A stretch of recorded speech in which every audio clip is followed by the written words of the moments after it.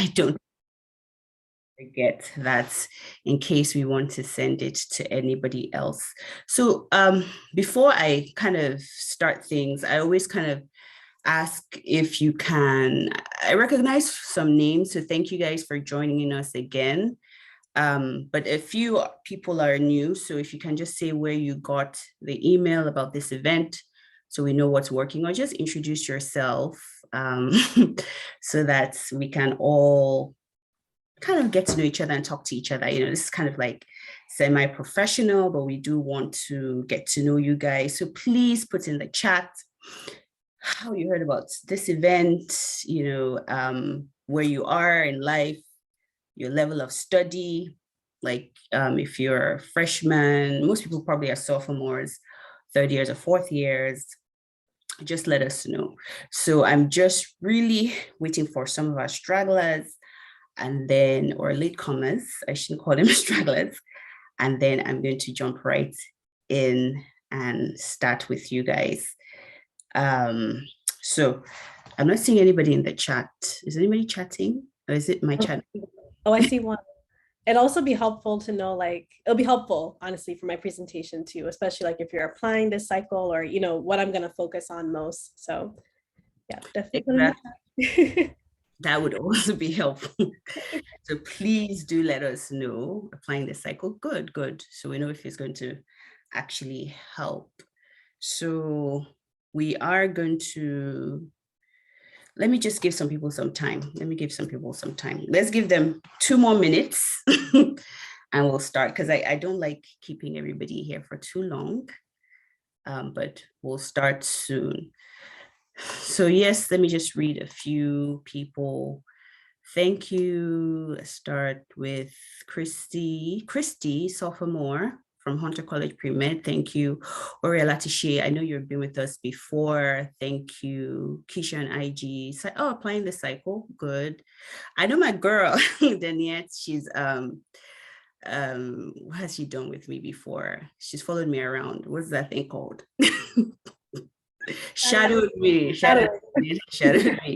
from Towson. Brittany saying hi to everyone, playing the cycle. Maria Senior, Ibrahim, Wafak, school email message. Sunni. Oh, good.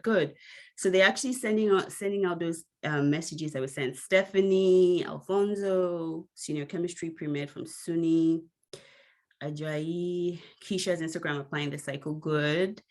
Chizomam is second year public health from UC Ivan through Keisha's Instagram. Thank you, welcome. Studying my immunology final.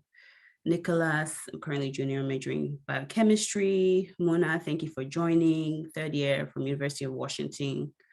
Molecular biology and biochemistry degree. You're applying this cycle. So I think that is everybody. Thank you, everybody, for joining. We're having quite a few join us. I think Ore just sent me a message. That's why I'm laughing. Yes, I remembered you. So I'm going to just jump right in. I try to keep you guys, whenever I do something, short. And definitely it's Kyeisha's story we're here to talk about. So I'm Dr. Eniola Janaku. I've been practicing medicine for about 4 or 5 years. 5 years.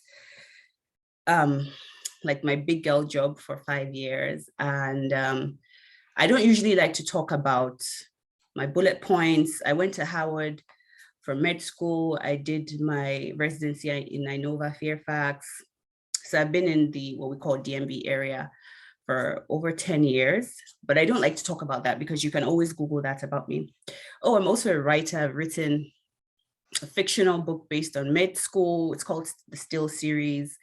What else do? I do Be That Girl, which is my initiative for college ladies or college women between the ages 18 to 25, because I'm passionate about that age group. So I do quite a few things. I wear quite a few hats, but I think that all these bullet points don't really make us who we are. I think that is important for me to tell you guys my story, you know, before Kyeisha says her story, and I won't make it long.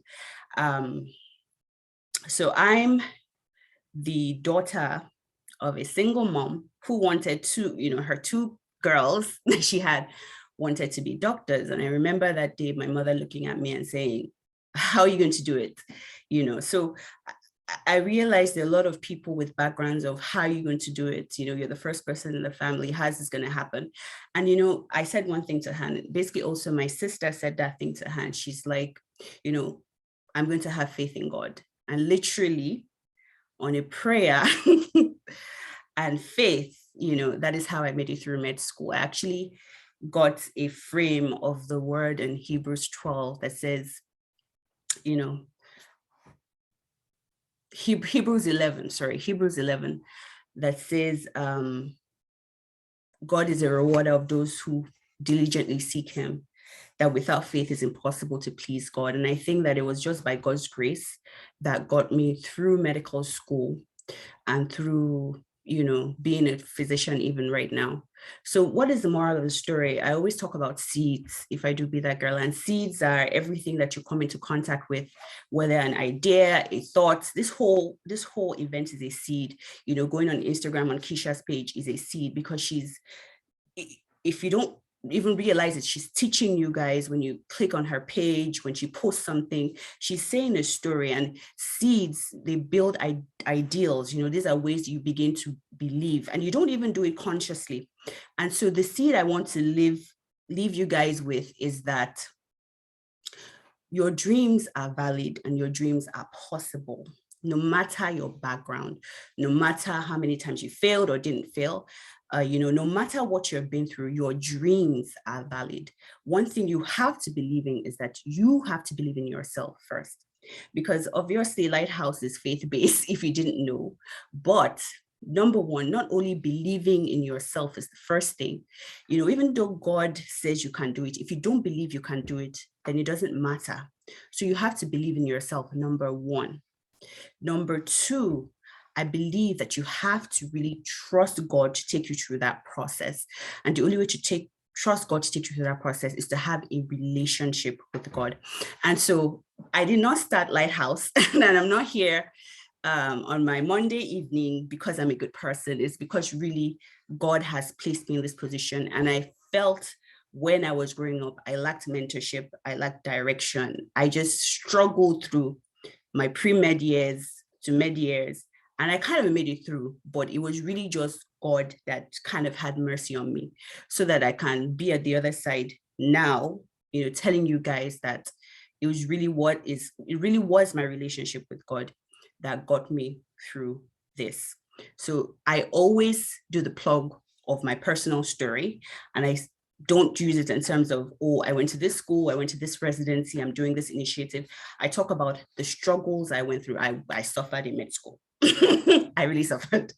It was not easy, but I held on to God and it helped me. That was when I built my relationship with God. And God to me is real. He's not like, people that's like Republican God. He's a real God to me. He's a kind God. He's a loving God. And I always encourage everybody to enter a relationship with him. So that is always what my angle will be. And that is what I will always encourage. That's why I have the Be That Girl mentorship course that really encourages and helps young women entering their relationship with Christ, to teach them the foundations of a relationship with God, because faith and medicine do go together. There's a place where medicine has its place, but also faith has its place. And even when you're practicing, eventually you're going to see that there is an interplay of both as you go out becoming great doctors. So one of the stories that your dreams are valid, your dreams are possible. You have to believe in your dreams, number one. Number two, you have to trust God and have a relationship with him to actually truly fulfill your dreams, because you can be a doctor without God, really, you can. But will you really be the doctor he has called you to be? You need a relationship with Christ to really do that. And so that is usually my spiel. If you have any questions, please email us at lighthousescholar@gmail.com. Please put it in the chat if you have any questions about this event or even about Christ, or if you want to enter a relationship with him, then just email us and then we can help you with that. I'm going to pass it over to Kyeisha right now. Let me see, add pin.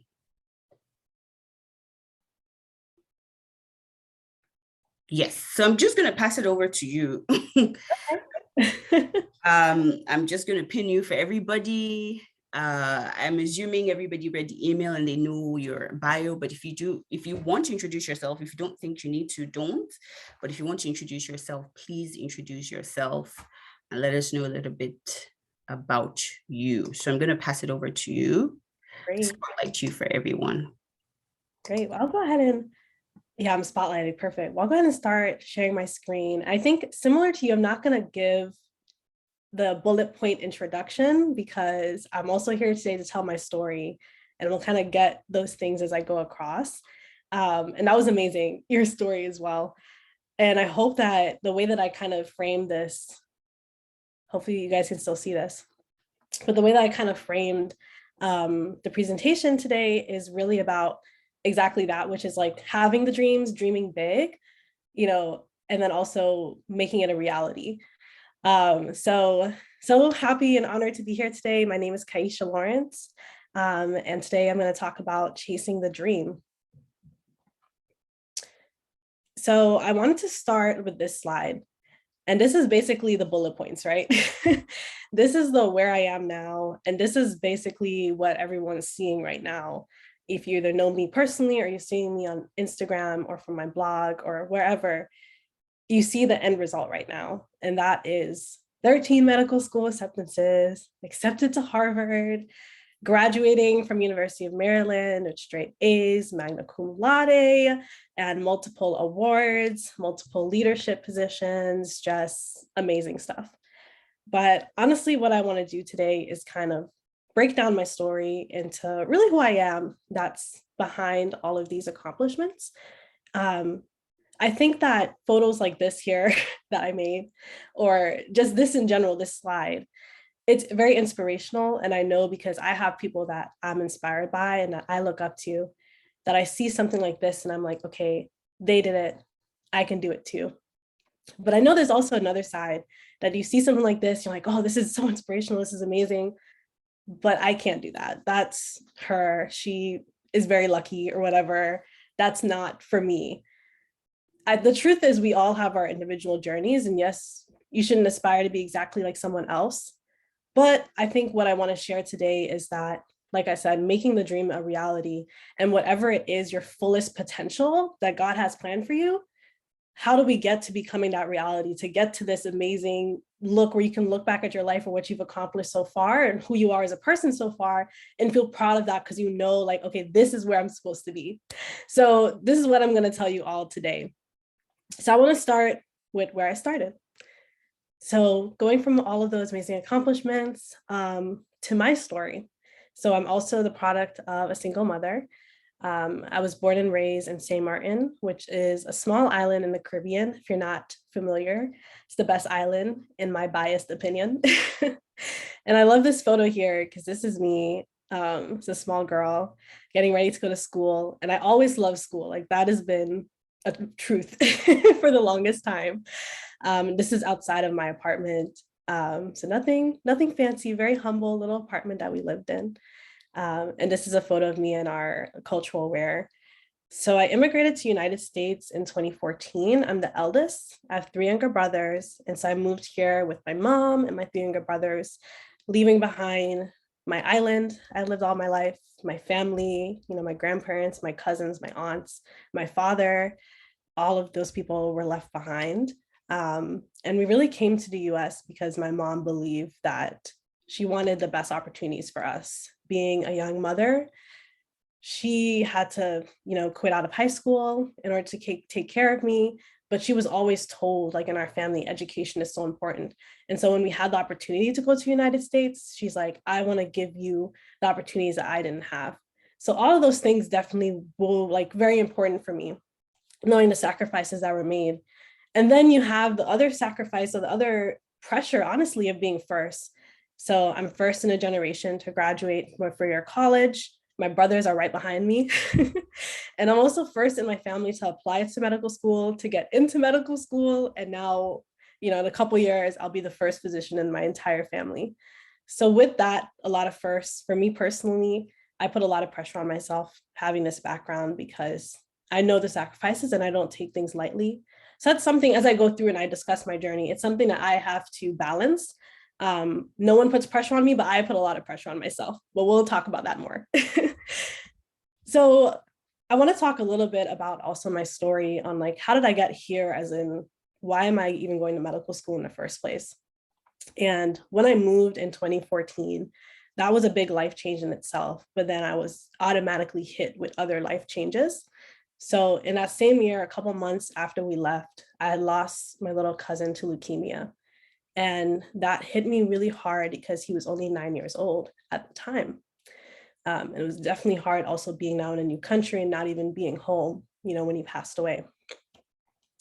But I think why all of this really changed me is because growing up on a small island, you're really shielded from a lot of things.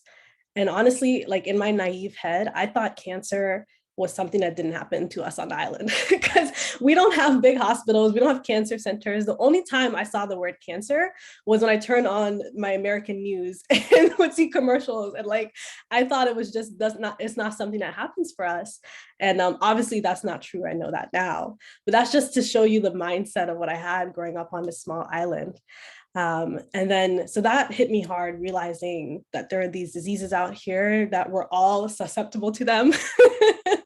And then what really hit me hard was just the fact that he was so young.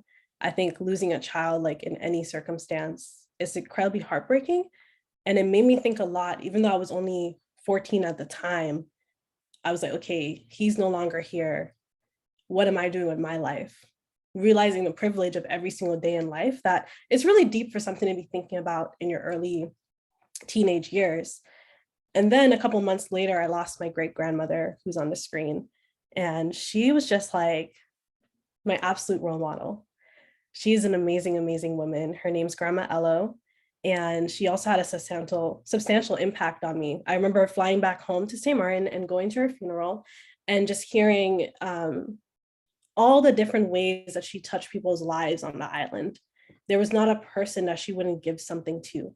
She was a midwife, and so she helped birth many women on the island. She was also a baker, a cook, as you see here. This is me helping her make jana cakes.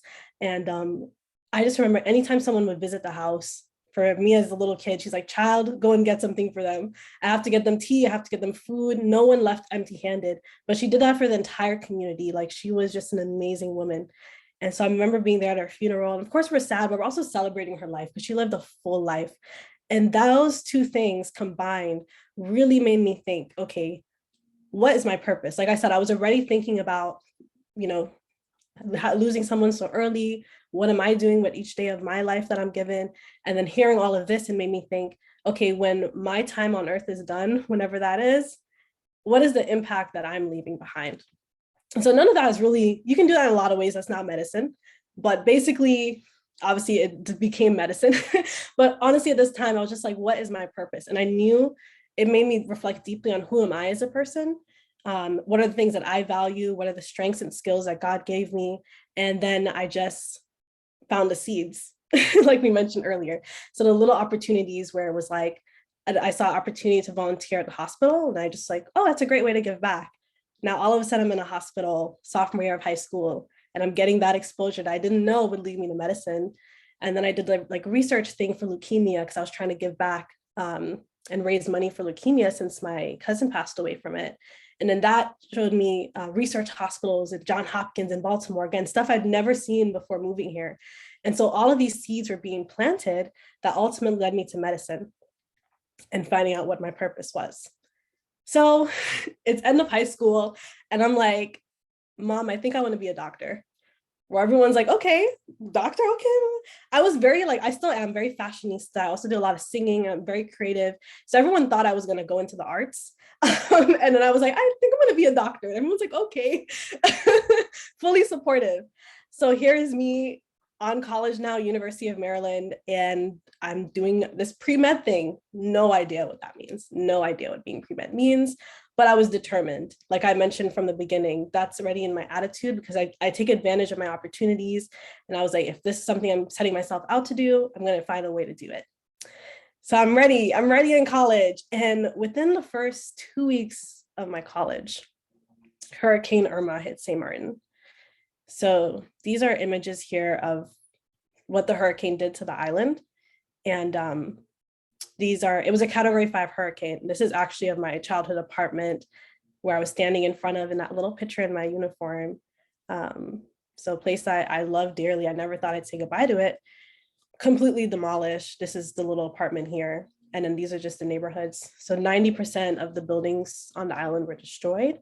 And thankfully, no lives in my family were spared, but it was a very terrifying time, a very traumatic time, and hard to be going through when college just began. And so I put this image here because this kind of sums up what's a long story, but sums up what the message I'm trying to get across today, which is out of this is our flag flying on this little tree. I just saw the strength that my island had, and it just, in time of like absolute terror and absolute just destruction, finding hope. And that's for me sums up, without telling you every single challenge I had to go through to get to this moment, it was really the starting point of my resilience that continued to grow throughout time. And I think I use this image to kind of sum it up. So even in times of despair, finding hope, finding love, banding together and going through. And so, as I said, this kind of like summarizes kind of how my whole entire college was, which was, for me, I'm a very like, if there's an issue, I'm a problem solver. I always want to help people, and I wanted to help my island.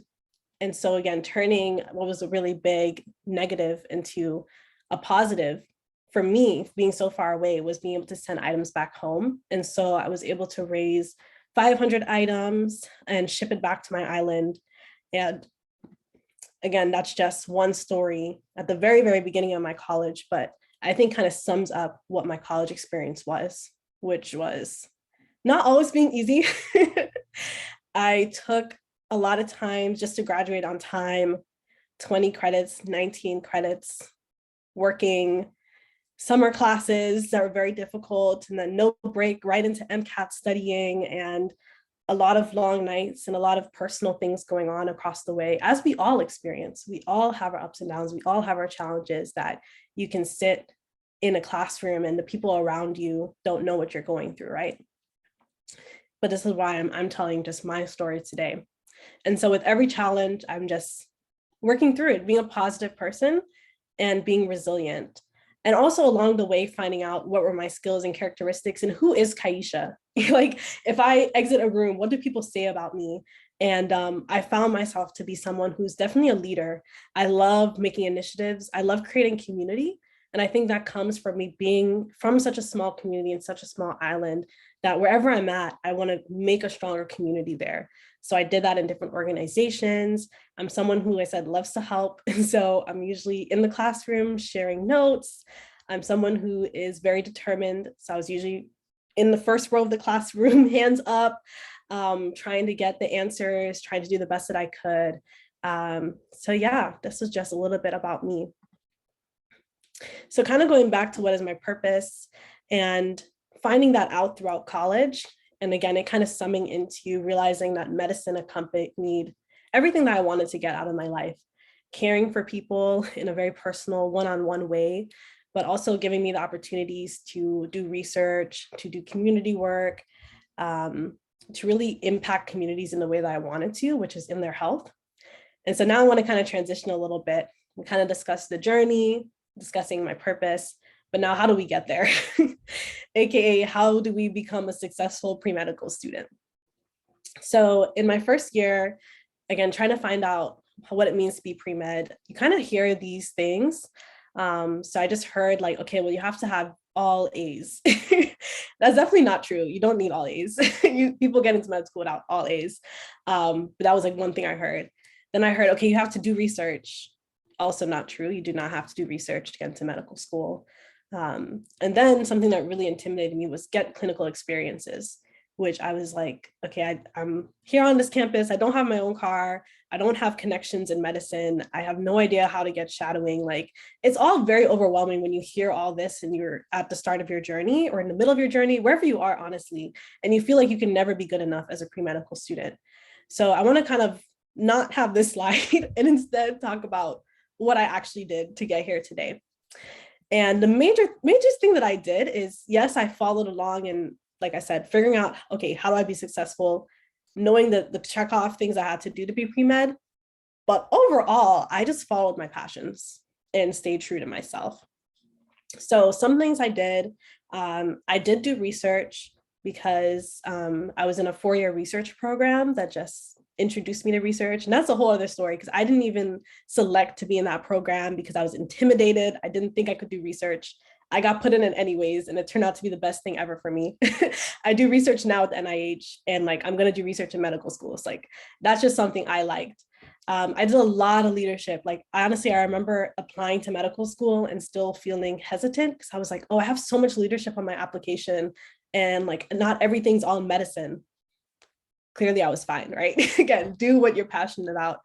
I did a lot of teaching and tutoring because again, I love to help other students. I was doing it for free. I still do it for free on my blog and stuff like that, or free advice. And I also did formal tutoring. I mentioned my blog throughout high school and college, which is a fashion blog, but it also like goes over my journey. And that was included on my medical school application. It was talked about in my medical school interviews. So again, your hobbies, your passions, that's all you. And that all can help you be successful. And then I definitely want to highlight this point because I know everyone's here we're all in the same boat, going into medical school. I put my academics first. And really, I should have put this bullet point first because it's the advice that I give to my mentees is have that solid academic foundation. So especially in my first year of college, even though I was intimidated, I was like, oh my gosh, I'm supposed to be doing all these different things. I just drowned that out and I focused on my academics. I talk about academics as in going to the gym. It's like building a habit over time. And it's like, you don't go into the gym one day and just pick up the heaviest weight. The same way you don't like go into a class and know how to study and just study 12 hours a day. Like, no, it takes time, it takes practice. And it took me in that first year figuring out how do I best study? What resources are available to me on campus? Breaking the nervousness of going to office hours, all of those things, to the point that once I started adding on extracurriculars and leadership roles and all these other stuff that filled up my calendar, I was straight with my academics because I knew how much I needed to study to do my best. But I only couldn't have known that because I took the time to figure that out. And if anything, like if academics were going down, like that is the main focus. And I do think that helped me to be successful because I think that your stats are not everything at all, but they can help open doors or close doors at times. And I think for me, I was able to do a lot of different things, like I said, because I had a solid footing with my academics. So just wanted to highlight that point there. So kind of going on with that, I know once I start talking about these things, it still makes people nervous because it's like, I don't know if I can do all this, but you can do more than you think you can. All of this here that I'm presenting, the way I'm able to talk today is because this is now I took a gap year. So this is now a 5-year journey that I'm able to reflect on. And if you would have told me 2-3 years ago, 5 years ago, this is where I'd be right now, I would not have believed you. Like, I really wouldn't. It was a step-by-step process. And so just remember that your journey is being built step by step, but don't limit yourself in what you can accomplish. You can do more than you think you can. How did I do these things? Prepare. I am a prepper. Start of the semester, read my entire syllabus, outline it, put it in my calendar. If I'm going to class, I'm showing up to every single class, which I also highly recommend. I actually have a blog post on doing well, like getting a 4.0 GPA, all my tips that I thought really helped me. One thing was like going to class, because that again, it's like I said, the gym, creating a routine. If you start skipping class to do other things, and then this class is building up, meanwhile, you have this building up, it's college, it gets so overwhelming. Every time I go to class, I know I'm at least getting that material in a time frame I'm supposed to get it. And that helped me to keep on top of things, especially with these 20 credit semesters, like I said. And I said, I'm there, I'm showing up, I'm in the front of class, I'm participating, I'm putting my all in. That way, when I leave, that was not 15 minutes of my time wasted. And same thing with organization. I organize everything, whatever way you plan best, but writing stuff out, making sure you're on track of things, turn assignments in early. I'd rather get something done early than on the due date. Scheduling in my studying. And then for studying, I have lots of different techniques I can talk about for a whole, like we can talk about afterwards if you have questions. I also have blog posts, but I have a lot of techniques that I swear by. They mostly include active studying. So that means not just reading over things again and again, but doing practice questions, working with friends, study groups. So for me, it wasn't like, I know a lot of times you're like, oh, the person in the class who like got the A, they're just smart, like whatever. That's not me. It might be other people who don't study and get A's. It's not me. I am the type that was pre-studying, going to class, after class, review my notes that week of, organize my notes that week of, schedule in when I'm going to review those notes, going to office hours, going to guided study sessions, going to tutoring, going to study groups, planning the study groups, doing study questions, doing practice questions. Like we're talking hours upon hours in order to get the grades that I did. And that's just because me as a person, I came into college thinking I want to do my best. And my best was, here's my best. Whatever the grade is what the grade is, but I know that was my best. And I'm happy with myself at the end of the day when I knew I put 100% effort in. And for me, that was my 100% effort. So, well, we can talk more about studying. I want to talk a little bit about other pre-med experiences that you should be getting or that I did. So for clinical experiences, again, you can hear people like that got into all these schools. You think you need thousands and thousands of hours to be competitive. This is a picture of me. I worked at a local clinic, and because of COVID, my hours were a little bit lower, but I applied with 80 hours in this experience. But I think it's not just about racking up these hours and, oh, I'm checking boxes, but what are you passionate about? My entire application or my entire journey, I talk about being extremely passionate of working with underserved populations, especially working on health disparities. I'm interested in like being an OBGYN and working with like Black women. I talk about all of that. And then this experience was a pregnancy aid clinic that served a lot of underserved and underinsured women. And so you could tell that it's something that I'm passionate about and the way that I was able to talk about it and the depth of my experience instead of just hours. So I advise you getting clinical experiences. The more, the better, obviously. But for me, I had about 80 hours here. I had some shadowing, and then I had about 100 hours of hospital volunteering across a couple months. So I think having longitudinal, do things you're passionate about, like I said, and I think that shows through more than just racking up hours. But clinical experience is definitely important. Research experiences, you don't have to do research. Again, I really liked research. I did a summer program at the University of Maryland School of Medicine. And I do recommend the summer programs because I went in, I was able to do research, but I was also at a medical school. So now that was like the key of access of this like immigrant first generation. I don't know any doctors, but that was my like key because now I'm in the medical school. My research mentor is a doctor, he's a pediatrician. So I started shadowing him. And then you realize that going across this journey, it's all about the connections. So again, showing up, like I said, same way I show up to class, I showed up to work, ready to go, positive attitude. And people saw that and they're like, oh, let me introduce you to this doctor. And I shadowed them. Let me introduce this person. And then that's a connection for later on. So that's one reason that I like, if you like research, I really suggest summer programs at a medical school, because then you're there, you can meet medical students, you can meet professors, you can meet doctors. And I know that helped me out, again, as a first generation student. And then leadership, I did a ton of leadership because I was passionate about it, and that just grew. It actually grew from the first story I showed you all when I raised items for St. Martin. That was my first leadership role. And because of that, the program like directors had like asked me to do more roles. Like it was just my entire journey was really very organic of one thing turning into the next. And I realized, like I said earlier, what do people say about you when you leave a room? A lot of my opportunities are where I am today. I really thank my mentors over and over and over again, because they're the ones who would tell me, okay, you should apply for this. You should go for this. I nominated you for this Dean's Advisory Board. I nominated you for this award. Like those are all things that other people were helping me open up these doors. So it all goes back to, like I said, from the classroom, you can make a connection with a professor.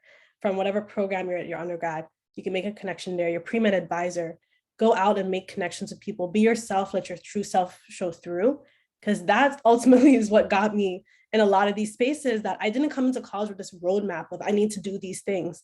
It all happened organically in that way. So I did a lot of different leadership roles as well. So kind of want to transition a little bit again to, I did this a lot of different parts, but now talk a little bit about successfully applying to medical school. A lot of you said you're applying this cycle or next cycle.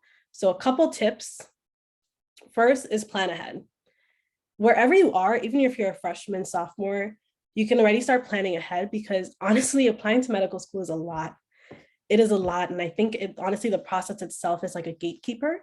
And that's why I'm happy to talk at events like this, or why we have these programs in general, is to share the information that we need.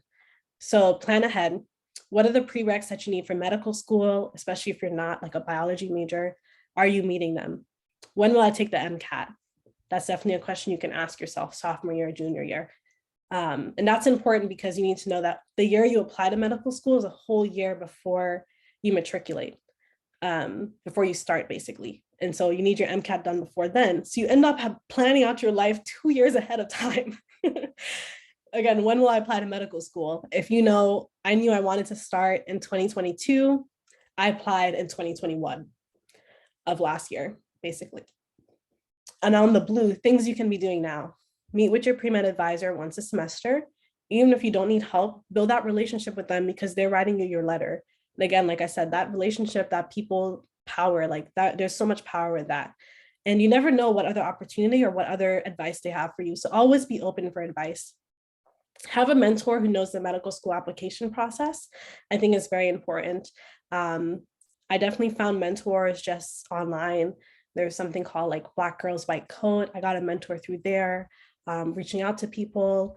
Also, the second note here, going to conferences, for example, I think is a great way. Connecting with a medical school near you and getting a medical school mentor is great, just so they can help guide you through the application process. And then also doing your own research. I know finding mentors is hard. I didn't always have mentors exactly who knew medical school, or like doctors, like I said, until later in my journey. But I would go look up YouTube videos, go to conferences, go to campus events, and just gain information. Even from freshman year, I remember I had a little journal, and I went to stuff about applying to medical school. It was so further down the line. It wasn't to stress myself out, and it's not to be a gunner or anything. It's really just prepare yourself, understand the stuff that's coming. So by the time it was time for me to get ready for medical school, I had some ideas in mind. I'm like, okay, yeah, I have to write down experiences, right? Oh, personal statement, yeah, I have to do that. So plan ahead for this, because like I said, the medical school application process is a lot. It's a lot. It's not something you want to just be like, okay, I'm applying to medical school, let me open up and get started.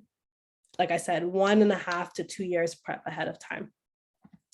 So here's a little timeline to explain. This is a picture of when I first got accepted, my first acceptance. And then this is a photo of me smiling, but I was completing secondary essays at this time. If you're not familiar with secondary essays, basically in total, I wrote like 100 essays for applying to medical school. So that kind of sums up what I was dealing with, but I was smiling. But kind of a look back, going in for fall 2022, it meant, okay, when am I going to take my Mcat? Look at my 4-year plan. January 2021 made the most sense for me. So I start studying like 6 months before that. Take the Mcat January 2021. Submit my committee packet. This was something my school required, which was like a whole bunch of prompts you had to fill out, plus your personal statement. I think it was 19 pages when I finished, February. So straight off the Mcat. Then writing personal statements, getting that edited. I went through 17 drafts of that. Deciding on school lists, getting letters of recommendation. April. May, writing my activity descriptions, which is what you submit for your primary application into medical school. That took about a month. Again, plan ahead, get edits. And then submitting my application was in June. Had to take an additional exam. It's also expensive. All this stuff costs money, but plan ahead financially as well and apply for scholarships. Always shoot your shot. And then I had a little bit of a break, and then writing secondaries was very intense while working full time. And then interviews were the fun part. I liked interviews. It was still a lot. It was still a lot, but I liked them. And that was from like September to January. And then by end of January, I kind of withdrew the rest of my applications and I knew I was done.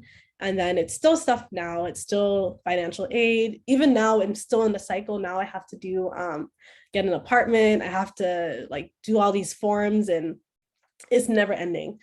But it's so worth it, because this whole like timeline here, everything here, this was my opportunity to tell my story and to get the benefits of everything that I had been working for.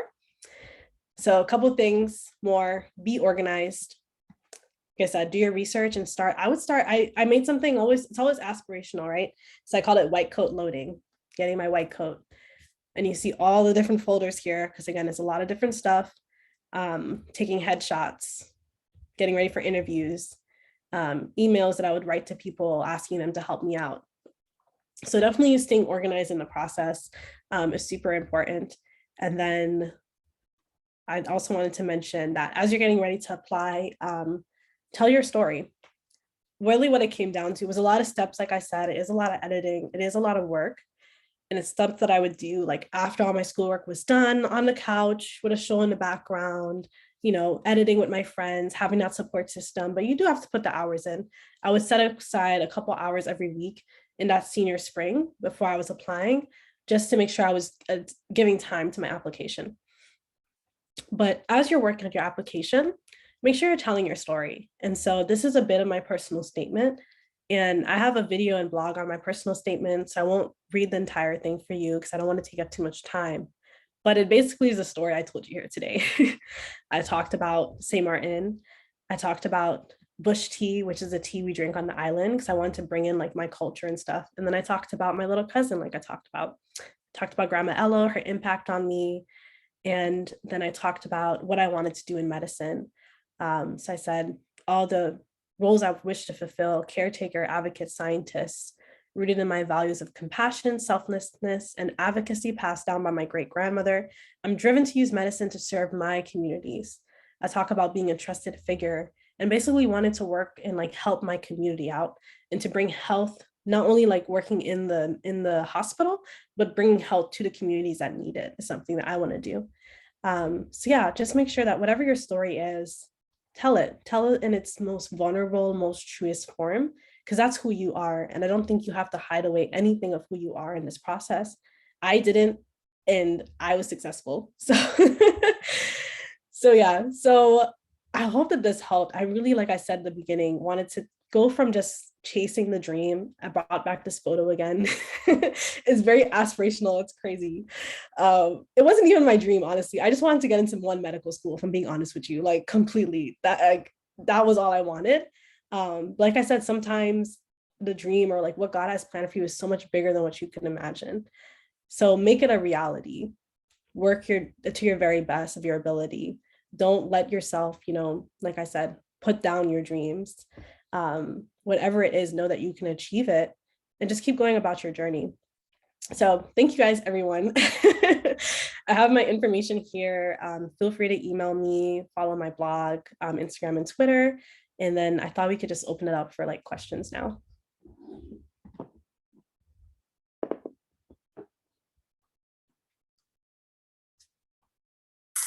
Definitely. Actually, I think I was muted.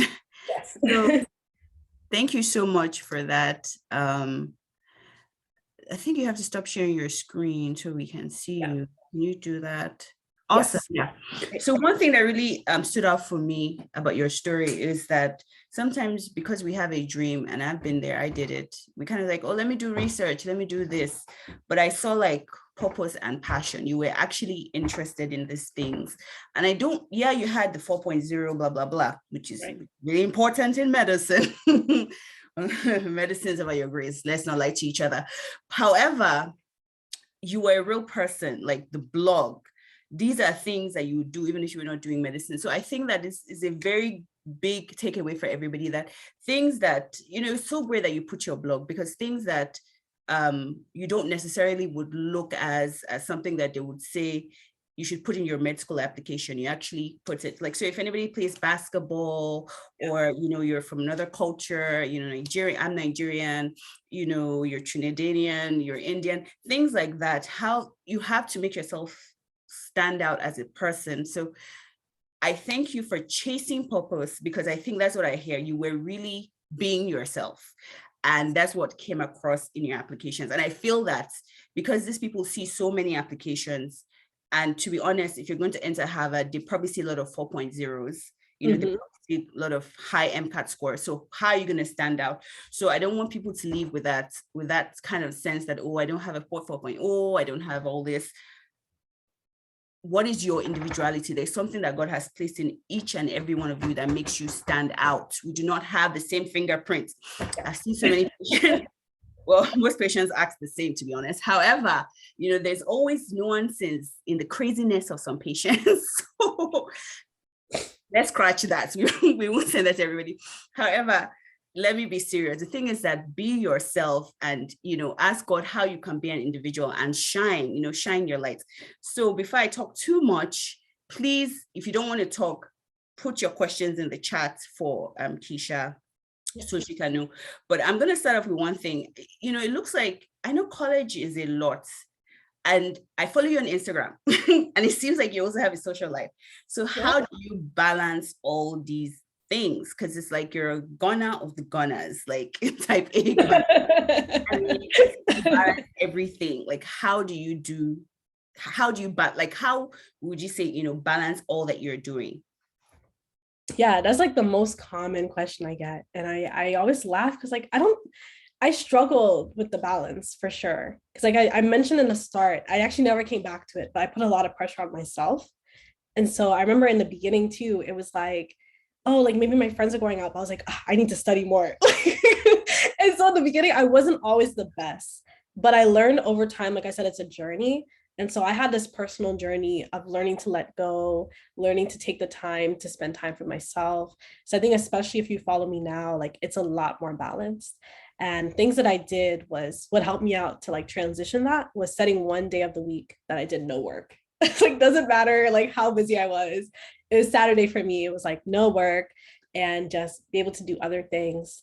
Other than that, like you said, being a passionate person. So for example, my blog is something I'm really passionate about. And so I always made time for that, like regardless of what was going on. That was my happiness. So making sure that the things that made me happy, I was making time for, definitely helped me. And then I would just give the rest of the props to people around me.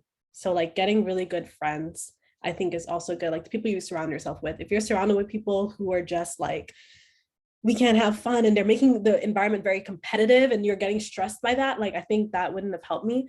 But I had amazing friends who was like just supported me, and so I just felt supported. And like my family too, my mom's my sounding board, and so I like call her up and she's like, go on a walk. She's like, put the books away.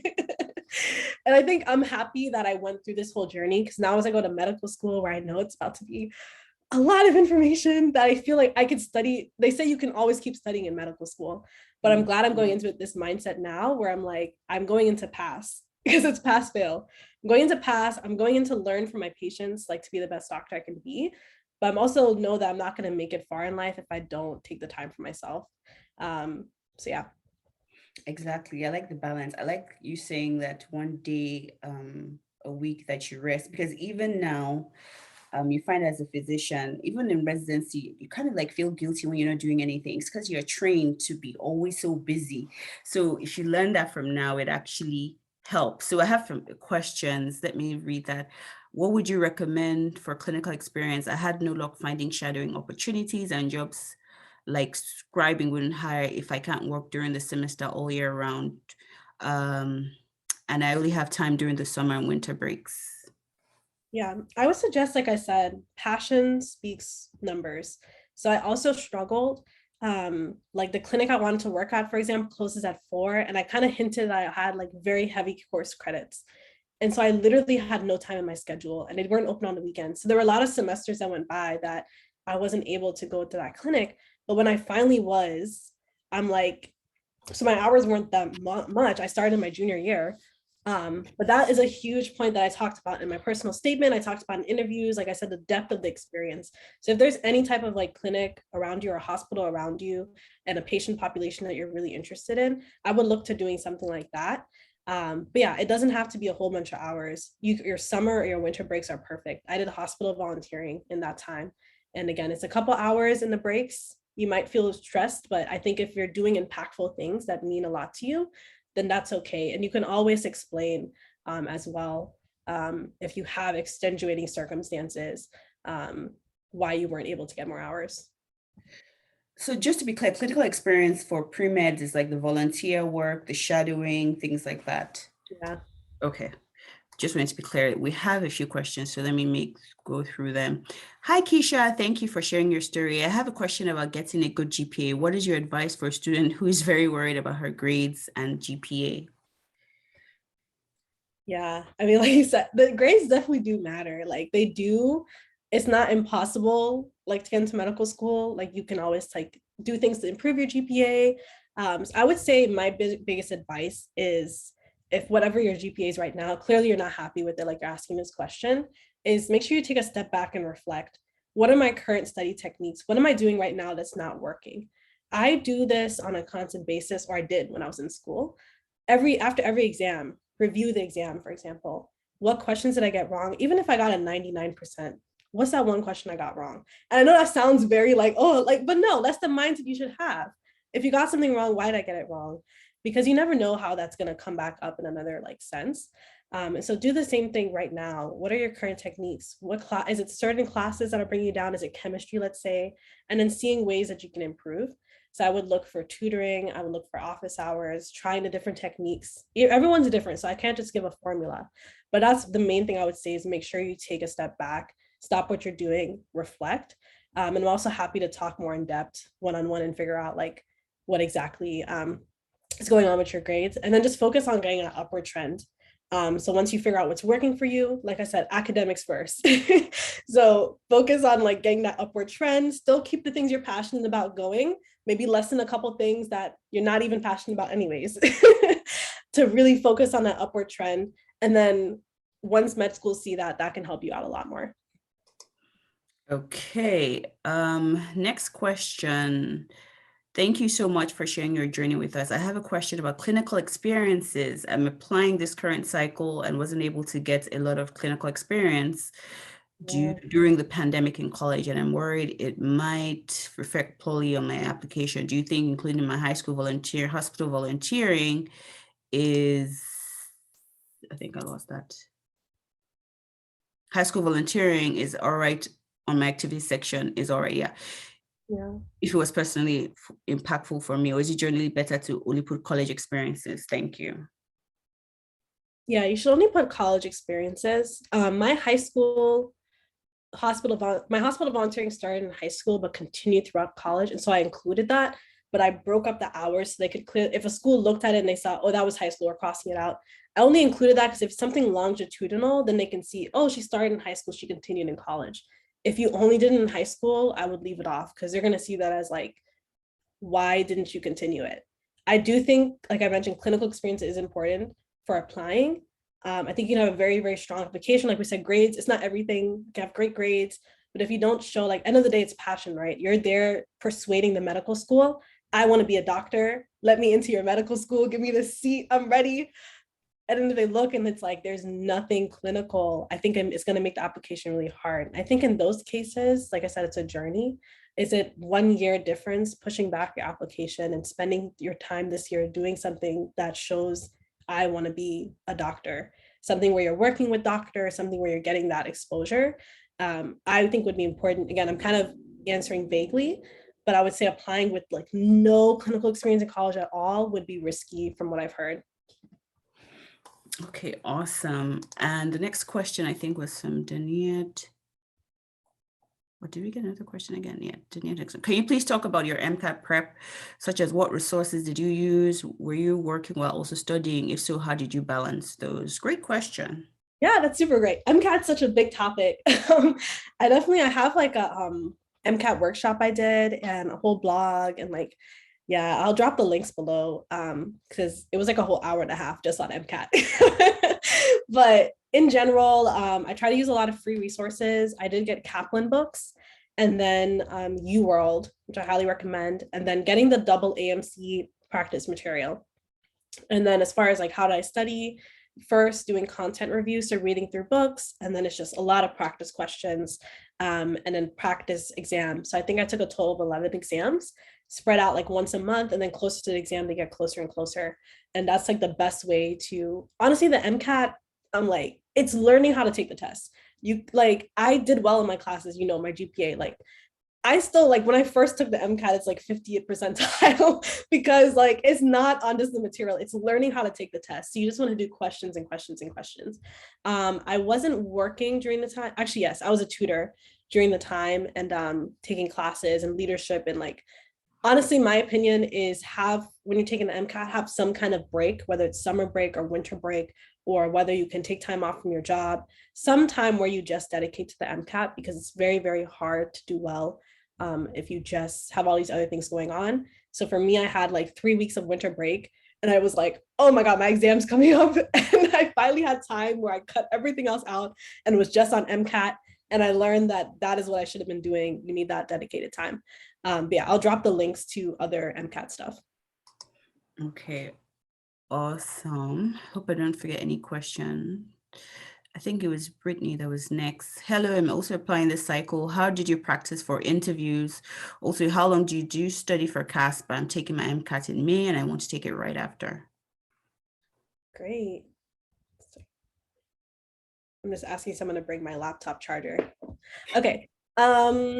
So practicing for interviews, I definitely suggest mock interviews. Look into organizations that hold like conferences. So for example, I just came back from the annual medical education conference with SNMA, but they also have regional conferences. If you follow me on Instagram, I was actually reposting one that's coming up, and a lot of those have mock interviews. So I started around this time is the perfect time, just getting exposure to what the medical school interviews like. And then I had another mock interview with a mentor, I think in August, so a little bit closer. Then other than that, I didn't practice for interviews. I prepped for my first interview, like I would read over the website, all this stuff. But after a while, like I would just like the night before look over some things and I just show up. For me, my interviews were a conversation. We talked about just anything and everything. We talked about my blog, like I said, they just wanted to get to know me as a person. And so I think it is good to get those mock interviews, but I think once you actually get into it, you'll realize that it's mostly just, can you talk to someone? Can you talk about your experiences? And again, if you're passionate about it, it's going to show. For Casper, same thing, just get familiar with what the test is. For those of you guys don't know, it's like a behavioral, it basically tests if like you're a sociopath, honestly, it's what it does. It's like, can this person be empathetic? And they just give you situations. My laptop charger actually, yeah. So you can't study for it, but just get familiar with how the format of it is all I would say. Okay, awesome. From Mona, I took some classes from a local community college and my GPA from these classes aren't included in my university cumulative GPA. And I worked so hard in those classes. When calculating for GPA, should I hand calculate or should I just put down what's on my university transcript? Yeah, this is a great question. So when you apply, your medical school GPA is going to be included of all college classes that you took. So you should go ahead and calculate out what your GPA is based on including those college classes. And this is also good to note that if you're getting ready to apply this cycle, definitely request your transcripts now. Thank you so much. Oh, this is the wrong one. Which one is it? It's by the computer downstairs. Oh, by what computer? Yep. Yeah, so definitely start requesting your transcripts because not only do you have to hand write into the application every single class you took and the grade for that, but then you also have to send your transcripts. And then that's how your GPA is calculated. I hope that makes sense, but basically it is included. Okay. From Tatiana, hi, I've been having trouble finding a physician to shadow. Both of the physicians that came to my job said I don't need to shadow a physician to go to medical school. How old are those physicians? To go to med school. And I've had two health professionals tell me I should do PA school instead of without much background information about me or my interest in becoming a physician. I know you can shadow a physician virtually. Do you think med schools frown upon virtual shadowing versus in-person shadowing, especially since the pandemic is over in court? I'm very open to shadowing. I can send you guys information if you're in DC, Maryland, and Virginia. I'm open to shadowing, so I could do that. I put the information and I send it to the Lighthouse Scholar email list. Just put your email here if you don't get our emails, but I'll pass it the rest along to Kyeisha. Yeah, I like you said, how old are they? I think shadowing is important. Like I kind of said, like think about like how many applications they get. And that's kind of where I think you want to check box because you're convincing them, I want to be a medical student. So you should get some kind of shadowing. But it's very, very hard. So that's why I so appreciate like Dr. Noah, like who reaches out and says, hey, you can shadow me. Other than that, cold emailing people, cold calling people. This is where it's the put in as much effort as you can to try to get some shadowing. And they don't down on in-person or virtual shadowing. I definitely had that on my application as well. But I think if you can get some in-person before you apply, that would really be strengthening it. So yeah, any like local hospital, any local clinics, I would just keep trying and I wouldn't listen to what the physicians say, especially telling you to do PA school. If you want to do medical school, do medical school. If you want to do PA school, do PA school. Whatever it is, like we said, chasing the dream, like whatever your dream is, there's nothing wrong with any profession. But obviously you shouldn't have people telling you to do something that you don't want to do. Exactly. And the thing about that is, as I said before, if you don't believe in your dream, who's going to believe it for you? You have to believe in yourself first, and you have to go with that belief to all your college advisors. I kind of have a bias against them because I feel like they kill the dream sometimes. Yeah. Be realistic, but believe in your dream. I talk to a lot of younger people, 20s, 30s, or still 20s. I'm in my 30s. And they want to go to med school. And I'm like, I'm entering this car with you. You're the one driving. I'm actually going to the back seat. You have to convince me of your dream so that I can invest in you. So what do you want to do? Don't listen to what they're saying, because there are always voices that say no, but listen to the voice that says yes, which is, it has to be you and it has to be God. So that is my little spiel about that. So next question. I'm in the same boat with the minimal clinical experience because of illness post-pandemic. I have shadowing hours. Would that be sufficient? I also plan to explain my circumstances in my application. Thank you for speaking to us, by the way. Thank you so.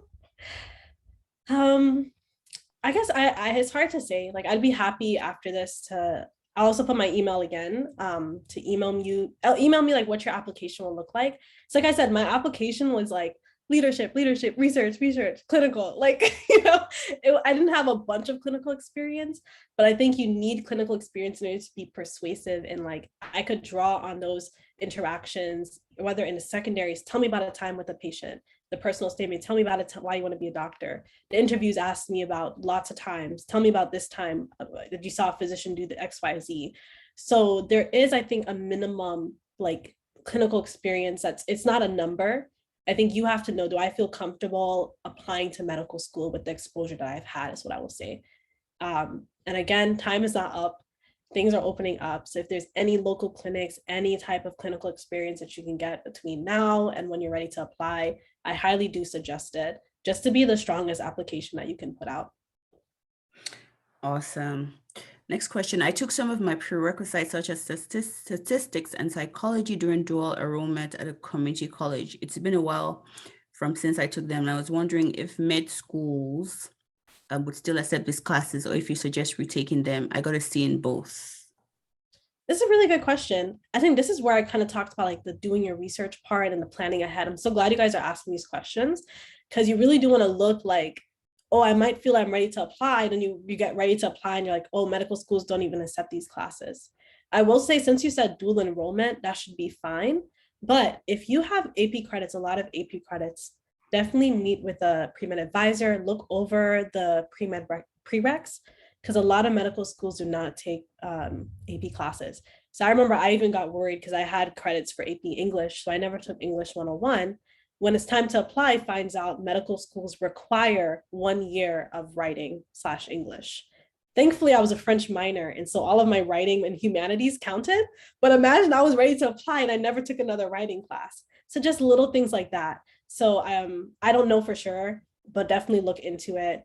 As far as retaking it, that's also hard to say. If you've done well, no C's after that, I don't think so. If you feel like you need to retake, I don't know. It's hard for me to say on that. I think I would talk to like a pre-med advisor. But like I said, great question for everyone who's listening is look at those prereqs very carefully is what I would say. And also schools, if there's a school you really think you want to apply to, I think maybe it was Johns Hopkins, they require like 24 hours of humanities. There are a couple schools out there that will have some different prereqs. And so again, if you have some dream school, talking about dreams, look and see, if there's one additional class you have to end up taking that makes you apply to that school, then you can look into it. Awesome. I think this will be our last question if nobody has any questions, because we're around this 1 hour mark. Are you going to continue mentoring pre-med students? If so, how can one be part of your mentees? Yes, good question. I'm going to do it in med school.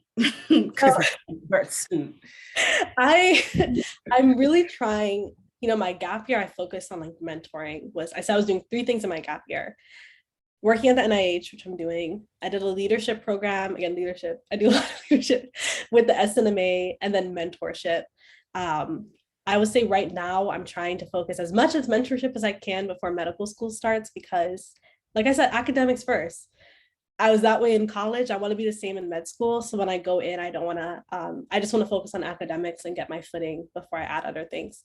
So as far as accepting other mentors, I'm not doing like formal one-on-one mentorship right now, because a lot of people have asked. I'm just one person. So instead what I'm doing is like, you can send me questions, and I'm putting out a lot of blogs or videos or workshops where you can listen to our whole recording. And I've also thought about doing kind of like this, like group mentorship, where a lot of people can hop on a call and we can discuss things. Because like I have advice to give because I just went through this, but there's also advice that your peers can give you. You can always help someone and give advice. Like, don't ever think that you need to be a doctor, or you need to be this one, or you need to have this XY grades to help someone else or mentor someone. So definitely reach out, and I'll let you know whenever any of those things are happening. Okay, great. So let me give you, did you want to post some things like resources? So let me see. Post that. Muna, I see your question. I'll get to that, which will really be our last last question, but I'll give you time to go and kind of do that. I wanted to talk about the mentorship dinner that we're planning to have Lighthouse, hopefully by September or November. I really want it to be a networking event with pre-meds and medical doctors in the community, and also to try and get admissions professionals in the event. So we'll also be sending information about that, and also try and get you people virtually, because I know a few people that do follow us are not in Maryland. You may not be able to kind of take that plane ride to us. So please stay tuned for that. There is going to be a mentorship dinner later in the year, and I'm open to mentorship. Just send an email to Lighthouse Scholars. You do have to apply through my hospital directly, because they have to kind of like do a background check on you. But weekends, I do take students, and a few students that are on right now, they have shadowed with me. Personally, I think it's boring, but you guys need it. I shouldn't say that. That's bad. But you guys need it. So I'm open to that. And so that we will be ending now. There's one. So you guys, these are the resources. Please share, post our Instagram and our email also, so that they have that. But there's one more question from Muna, which I think is going to be our last one. I want to apply for the NIH, our IRTA as well. Can I contact you with questions about the application process? And can you look over my application? Absolutely. Absolutely. Go ahead. I just put my email again. Okay, so everybody get Kyeisha's email. If you don't have it, when I end this call is over. Actually, also Shay, can you copy that, so that we're going to send an email to everybody that has all her information? if we don't have your email, please put your email before I end this meeting, because I hate being away from here more than 1 hour. I'm done. Yeah, I love it. So please put your email right now. Going, gone. Kyeisha has things to do, but thank you so much, Kyeisha. I appreciate your time. I appreciate your efforts, not even just now. I always say, now a young boy can believe he can be president. Why? Because Obama was president. It's hard to believe what you don't visualize. And you are, a vision of a young girl, young boy's future. Like, oh, Kyeisha did it, I can do it. So, so it's still so important. And so a lot of people kind of also leave, they chase the dream, they get the dream, they're living the dream, but then they don't give back. So Yes. I really, really appreciate you giving back. I hope this type of culture of giving back is on everybody that is quote unquote a mentee today, because I always say there's a fine line between mentee and mentor. You can always give upwards and backwards, meaning that your mentee can teach you, your mentors can teach you, and you guys should always just give back. And give back is not that, it's not like giving millions of dollars, just sharing your story. So I really appreciate Kyeisha. If you haven't said thank you, please thank her again for my time, for mentoring, even at this age, for being passionate and just living your life. Your life alone is a testimony, is the strongest testimony you can give to everybody here. And I really, really honor you. I really thank you. To be honest, I don't know a lot of things. I'm like, what is CASPA? Didn't have CASPA. So I really need you to kind of teach these young people, because even though I'm 20 years away from it, I still remember my time struggling, applying, just going there like a blind mice. So thank you for being a shining light, a lighthouse, literally, to all these young ones and anybody that's going to watch later. So you guys, I hope you'll put your email, because I'm done. I'm going to end it. And then we'll email you guys. So thank you, everybody that joined us too. Thank you again, Kyeisha. Have a good one. Thank you so much. Thanks, guys. Thank you. Thank you, everybody.